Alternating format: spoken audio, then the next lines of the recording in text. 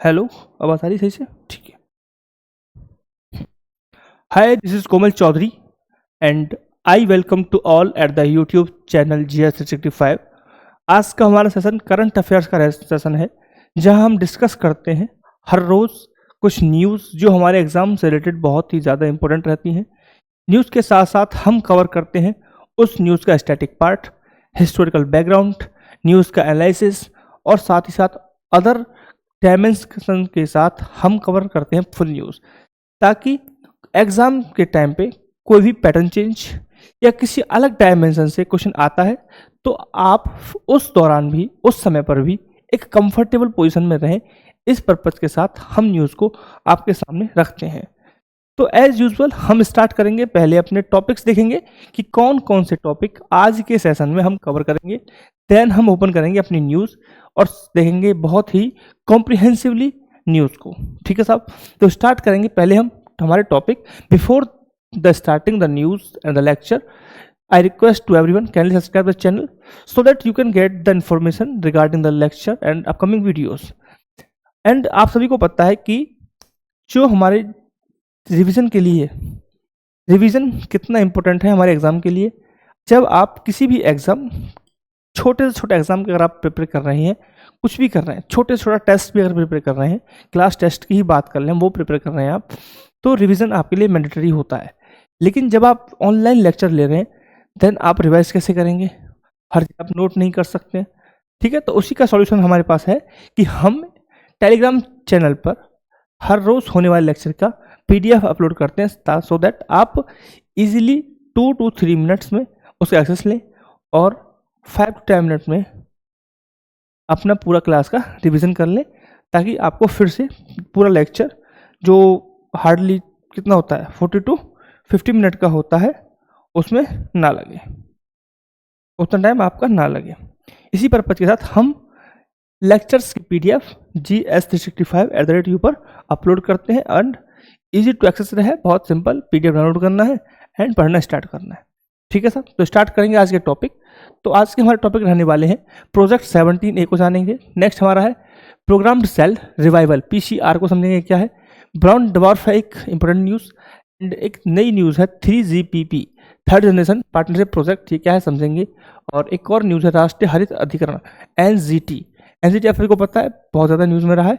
और एक last news है आरोग्य पाचा एंड FIDA विश्वकप, FIDE विश्वकप। ठीक है साहब, तो ये हमारी नंबर्स में थोड़ा न्यूज़ कम रहेंगी, बट इससे अलग भी कुछ न्यूज़ है जो यहाँ पे मेंशन नहीं की, छोटी हैं बट वैल्यूएबल हैं। सो ये आपका रहेगा ओवरव्यू कि हमारी क्लास किस डायरेक्शन में जाने वाली है, यानी कि आप 30 to 40 मिनट्स जो आने वाले हैं आपके समय के, वह किस दिशा में जाएंगे, उनका हम कहाँ यूज़ करने वाले, मैंने आपको पहले ही बता दिया है। सो फर्स्ट टॉपिक हमारा है प्रोजेक्ट 17A। प्रोजेक्ट 17A के अंतर्गत 2 multi mission stealth frigates INS Udaygiri और INS हिमगिरी को भारतीय नौसेना में शामिल किया गया है, इसलिए यह न्यूज़ में है। यह फ्रिगेट्स बहुउद्देशीय प्लेटफॉर्म होते हैं जिन्हें युद्धपोत या जहाजी बेड़े के अन्य जहाज़ों को समुद्री खतरों से सुरक्षित रखने के लिए डिज़ाइन किया जाता है।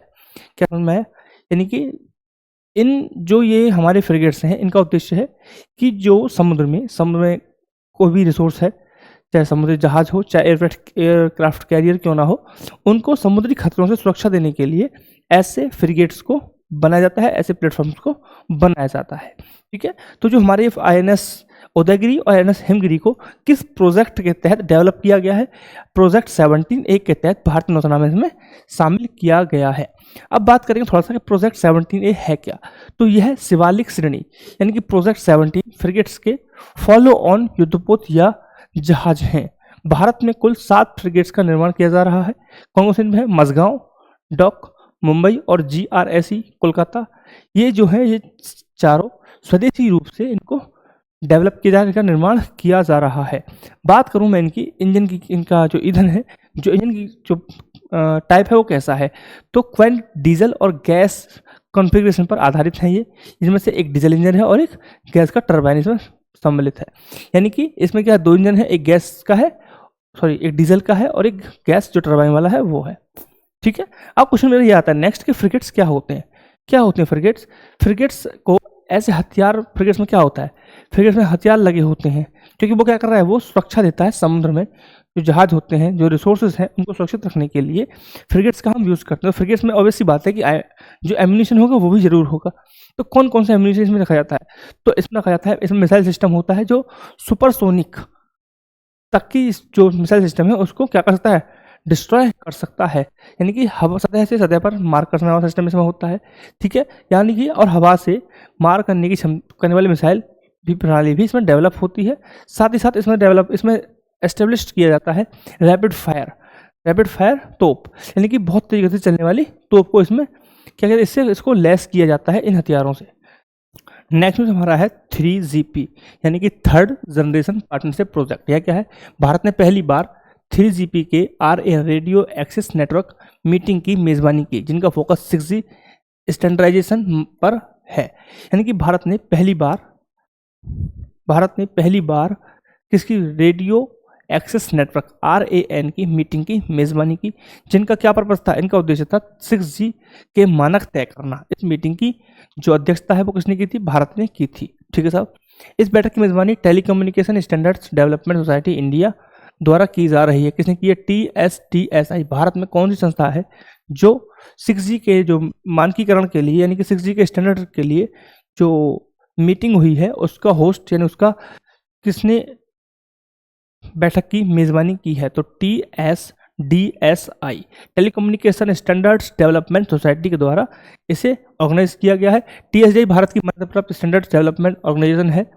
TSDSI भारत की विशिष्ट दूरसंचार ICT आवश्यकताओं को पूरा करने के लिए एक्सिस बैंक हॉल और इंफ्रास्ट्रक्चर सिस्टम समाधान सेवाओं के मानक विकसित करता है।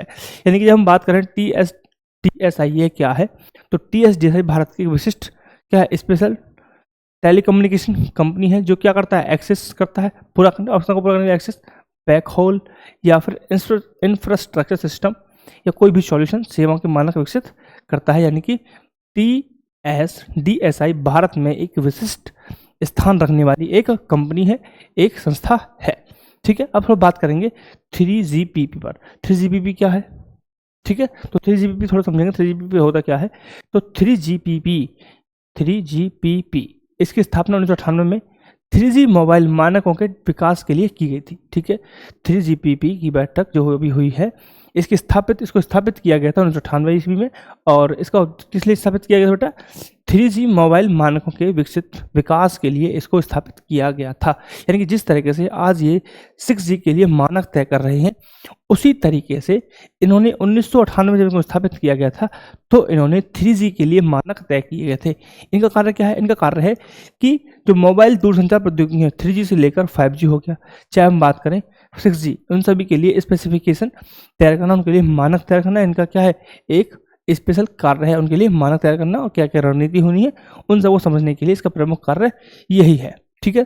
तो आई होप कि आपको बहुत पता चल गया होगा कि भारत ने 3GPP की जो मीटिंग है उसकी मेजबानी की है, इसलिए ये न्यूज़ में है, ठीक है। तो 3GPP क्या है ये आपको पता चल गया। साथ ही साथ मैंने आपको बताया कि एक संस्था है जो पूरे मीटिंग को ऑर्गेनाइज कर रही है, उसका नाम है TSDSI। TSDSI यानी कि टेलीकम्युनिकेशन स्टैंडर्ड डेवलपमेंट सोसाइटी, इसके द्वारा पूरी बैठक है उसको ऑर्गेनाइज किया जा रहा है, मेज़बानी की जा रही है। और यह क्या है, यह एक भारत की सबसे बड़ी संस्था है। इसका काम क्या है सब मैंने आपको डिटेल में बता दिया, ठीक है साहब, क्लियर पॉइंट। अब बढ़ेंगे नेक्स्ट न्यूज़ की तरफ, और नेक्स्ट न्यूज़ हमारा है आरोग्य पाचा। क्या नाम बेटा, आरोग्य पाचा नाम है। तो आरोग्य पाचा क्या है, आरोग्य पाचा केरल के कहाँ है, केरल में आरोग्य पाचा को वैश्विक स्तर पर प्रकाश में लाने वाले कुट्टीमथन कानी का निधन हो गया है, इसलिए यह न्यूज़ में है। आरोग्य पाचा है क्या, आरोग्य पाचा का शाब्दिक अर्थ है शक्ति देने वाला हरा पौधा। क्या बेटा, शक्ति देने वाला हरा पौधा। यह भारत का एक दुर्लभ स्वदेशी औषधीय पौधा है। यह तुरंत ऊर्जा देने, थकान दूर करने, चिकित्सक गुणों के लिए जाना जाता है। और जब कौन कौन से बेटा, इसमें एंटीऑक्सीडेंट होते हैं, तनाव रोधी होता है, रोगाणु रोधी होता है, सूजन रोधी होता है, और ट्यूमर रोधी होता है, अल्सर रोधी होता है, और मधुमेह रोधी गुणों से भरपूर है। यानी ये एक पौधा है जो अपने औषधीय गुण के लिए फेमस हुआ है, और जिसमें कौन कौन से औषधीय गुण मिलते हैं, एंटीऑक्सीडेंट होता है, तनाव रेसिस्टेंस होता है, रोगाणु रेसिस्टेंस होता है, सूजन रेसिस्टेंस रहेगा, ट्यूमर रेसिस्टेंस रहेगा, और अल्सर रेसिस्टेंट रहेगा, और शुगर रेसिस्टेंस भी इसमें गुण मिलता है। यह जो पौधा है इसे केरल की स्थानीय जाति, जो पश्चिमी घाट पर रहने वाले हैं, उस स्थानीय जाति एक जाति है, जनजाति है, जिसका नाम है कानी जनजाति। कौन सा बेटा? कानी जनजाति। उसके द्वारा इसको उगाया जाता है। ठीक है, क्लियर पॉइंट, समझ में आ गए? ठीक है। तो केरल के तिरुवनंतपुरम में स्थित ट्रॉपिकल बोटेनिकल गार्डन एवं रिसर्च इंस्टीट्यूट TBGRIN ने आरोग्य पाचक और उसके आसपास की अन्य सामग्रियों पर क्या किया? एक दवा विकसित की है जिसका नाम है जीवनी। इस दवा से जो व्यवसायिक का होगा प्रॉफिट, कमाई जो भी होगी, उसका 50% शेयर मिलेगा कानी जनजाति को। ठीक है, क्लियर पॉइंट है। तो हमने बात की कि एक आरोग्य पाचक क्या है? एक पौधा है जिसका भी हाल फिलहाल में एक जीवनी नाम की दवाई इस पर बनाई गई है, इसलिए यह क्या है? न्यूज़ में आ गया है। और साथ ही साथ न्यूज़ में इसलिए है कि जो आरोग्य पाचक को वैश्विक स्तर पर पहचान दी थी, पहचान जिसने दिलाई थी, कुट्टी मथन ने, उनका निधन हो गया है। तो यह न्यूज़ दो वजह से चर्चा में है। ठीक है साहब, क्लियर पॉइंट। चलो, फिडे विश्व कप क्या है? अंतर्राष्ट्रीय महासंघ फिडे की घोषणा की। फिडे विश्व कप 2005 का आयोजन भारत के गोवा में किया जाएगा। फिडे विश्व कप होता क्या है? यह भारत द्वारा आयोजित एक प्रमुख शतरंज प्रतियोगिता है। फिडे शतरंज के अंतर्राष्ट्रीय शासी निकाय है। फिडे की स्थापना 1924 में पेरिस में एक गैर सरकारी संस्था के रूप में हुई थी। हालांकि अब इसका मुख्यालय स्विट्जरलैंड के लॉजेन में है। इस प्रतियोगिता में शीर्ष 3 स्थान पर रहने वाले खिलाड़ी 2026 के कैंडिडेट्स टूर्नामेंट के लिए क्वालिफाई होंगे। तो ये थोड़ा सा था फिडे विश्व कप के बारे में, कब स्थापित हुआ, किससे जुड़ा हुआ है।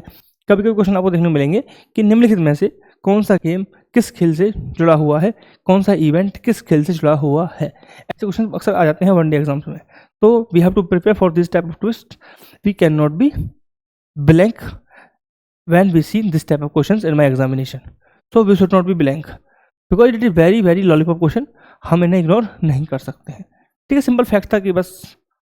ठीक है, तो फिडे की स्थापना 1924 में हुई थी, पेरिस में हुई थी, और यह एक गैर सरकारी संस्था के रूप में स्थापित किया गया था। अब इसका मुख्यालय कहाँ पे है? स्विट्जरलैंड में है। ठीक है, तो फिडे विश्व कप किससे जुड़ा हुआ है? शतरंज से जुड़ा हुआ है। नेक्स्ट हमारा न्यूज़ क्या है? नेक्स्ट न्यूज़ क्या है हमारा?